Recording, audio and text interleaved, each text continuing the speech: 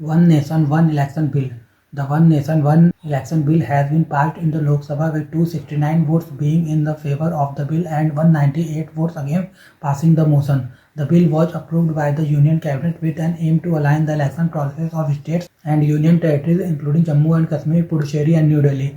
The bill has been proposed to be deliberated through a joint parliamentary committee. The report issued by the JPC will have to get approval by the cabinet in order to be discussed in the parliament again. One Nation, One Election Bill overview. Also known as simultaneous elections, One Nation, One Election Bill aims to hold all the elections including that of Lok Sabha, state elections and Panchayat, that is the local body elections, all at once. In this manner, voters will be able to cast their votes for both the Lok Sabha and state election all on the same day. The initiative will be conducted in two phases. In the first phase, the Lok Sabha and state elections will be held together, and in the second phase, the local body elections that include panchayats and municipalities election will be conducted within 100 days of general elections. One Nation, One Election Bill history. The years 1951, 52, 1962 and 67 witnessed simultaneous elections dating back the concept of one nation, one election to the early years of Indian independence. This process was only discontinued after the 1967 elections due to premature dissolution of a few state assemblies and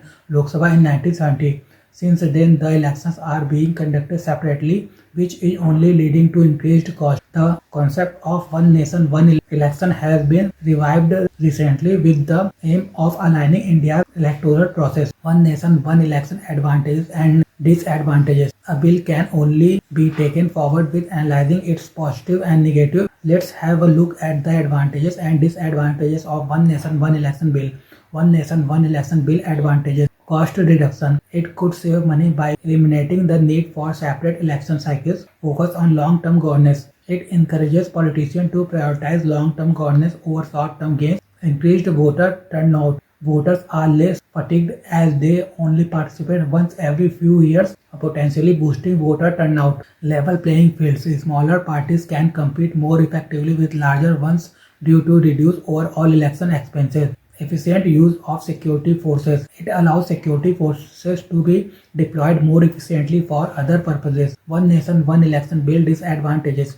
Synchronization challenges. Synchronizing election in a diverse democracy like India can be difficult, particularly if governments lose confidence in their assemblies, constitutional and federalism issues. Its implementation may require constitutional changes and could potentially challenge the federal nature of the Indian political system.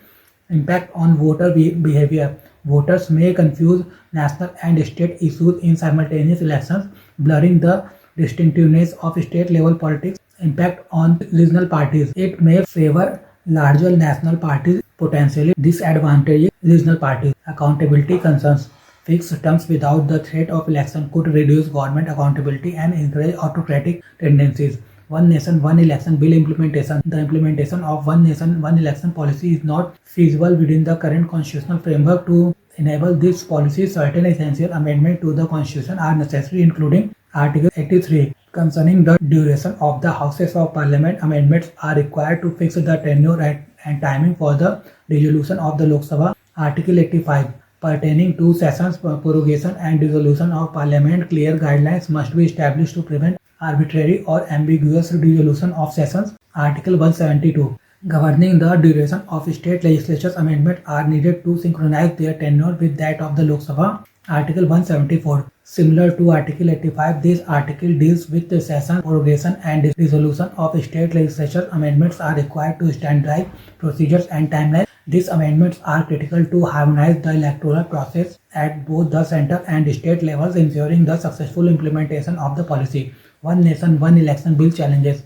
While the One Nation, One Election implementation could significantly bring down the cost of conducting the elections and align the administrative practices, there are a few challenges that cannot be ignored. Overshadowing regional issues. Holding simultaneous election for the Lok Sabha and all state assemblies could lead to national issues dominating the discourse, sidelining important regional and state-specific concerns. Impact on regional parties. Simultaneous election may disproportionately benefit national political parties, putting regional parties at a disadvantage and potentially diluting their influence. Political accountability. Frequent elections foster greater accountability among lawmakers by subjecting deemed too regular public scrutiny. Fixed terms, on the other hand, could provide stability at the cost of reduced performance evaluation, challenging democratic ideals. Federalism concerns. Amendment to the Constitution regarding the term of state legislative assembly under Article 172 can be enacted without requiring ratification by the states, potentially limiting their role and undermining the federal structure. Logistical challenges. Implementing the one nation, one election policy would demand substantial resources, including a vast number of electronic voting machines and trained personnel to manage the extensive process efficiently.